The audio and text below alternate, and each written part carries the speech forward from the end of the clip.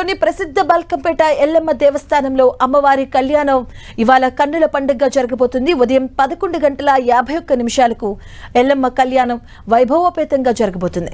దేవస్థానం రాజగోపురం ముందున్న ప్రధాన రహదారి కళ్యాణ వేదికపై అమ్మవారి కళ్యాణ వేడుకను నిర్వహించబోతున్నారు. ఇందుకోసం ఎల్లమ్మ ఆలయాన్ని అత్యంత సుందరంగా తీర్చిదిద్దారు.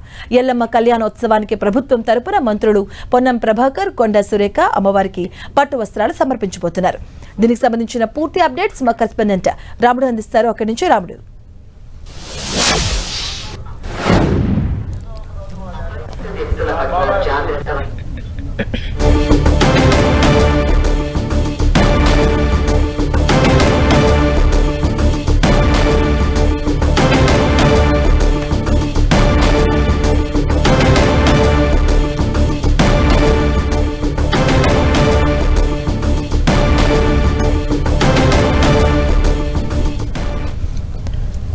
బల్కంపేట ఎల్లమ్మ తల్లి కళ్యాణ మహోత్సవానికి భక్తుల తాకిడి పెరిగింది. మరి కాసేపట్లోనే మంత్రులు హాజరై పట్టు వస్త్రాలు సమర్పించబోతున్నారు.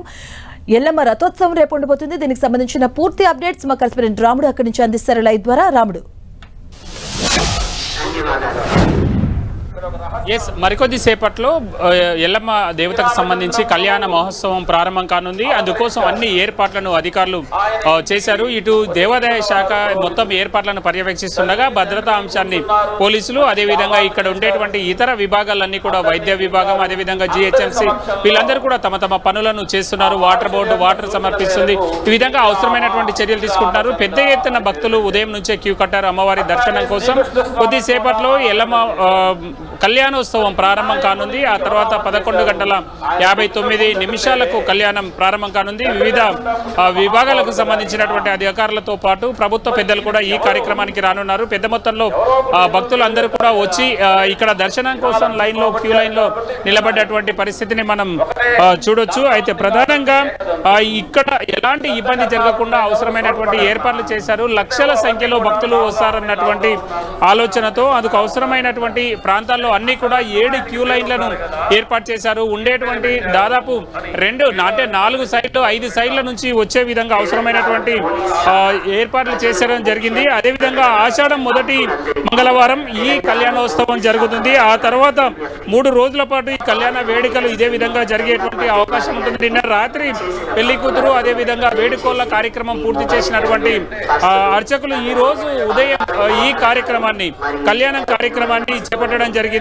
అంటే ఇక్కడికి వచ్చేటువంటి భక్తులందరికీ కూడా ఎలాంటి ఇబ్బంది లేకుండా ఇటు ఆహారము అదేవిధంగా అవసరమైనటువంటి ప్రసాద వితరణ అంటే అలాంటి పనుల కోసం ప్రత్యేకంగా ఈ కార్యక్రమాలన్నింటినీ కూడా చేపట్టడం జరిగింది. అంటే ఎక్కువ మొత్తంలో వచ్చేటువంటి భక్తుల రక్షణ కోసం దాదాపు 700 మందితో ప్రత్యేకంగా పోలీసు బందోబస్తును ఏర్పాటు చేయడం జరిగింది. దాంతోపాటు 36 రెగ్యులర్ సీసీ కెమెరాలు అదేవిధంగా 130 సీసీ కెమెరాలను వివిధ ప్రాంతాల్లో ఏర్పాటు చేసి అవసరమైనటువంటి చర్యలు తీసుకుంటున్నారు. ఇక్కడికి వచ్చే అస్వస్థతకు గురి అయితే వెంటనే వారికి చికిత్స అందించేలా అవసరమైనటువంటి 6 మెడికల్ క్యాంపులను ఏర్పాటు చేయడం జరిగింది. అదేవిధంగా ఇక్కడికి వచ్చేటువంటి జోగినీలు కానీ శివశక్తుల కోసం ప్రత్యేకంగా చేశారు. మధ్యాహ్నం 2 గంటల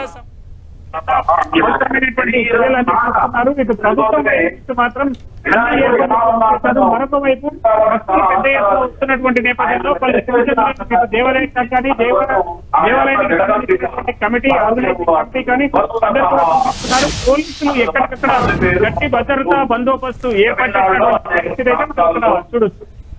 గణేశుడు అని చెప్తారు. వేదాంత శాస్త్రంలో ఉపనిషత్తు అని కూడా అటువంటి ఆ వస్తు శరీర ఆ పార్థివ వారి శరీరం నుంచి మనందరం కూడాను శరీరం